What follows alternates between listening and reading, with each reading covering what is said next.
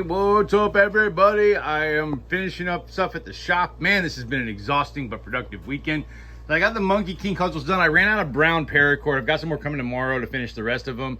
And I ran out of studs, so I'm waiting on some stuff. It should be here tomorrow, but I've got the 2 regular Monkey King cudgels, and I got the first of the deluxe Monkey King cudgel. It's got much nicer brass studs. It's got a gold handle wrap, and my favorite part over here is I'm making a little mini one to go with it. So when you're at the con, you can stick that behind your ear, and if someone asks where your cudgel is, you can pull this out.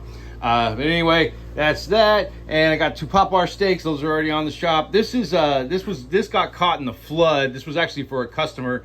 I went ahead and salvaged it and sanded it up and put some more tung oil on it. I'm gonna send it to the customer for free just because I hate to see it go to waste.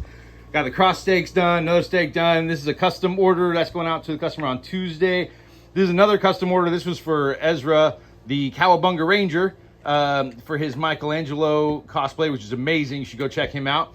But this is a real version of the cosplay version that I made him. And so that's done. And last but certainly not least, I finally finished the Wolverine bat.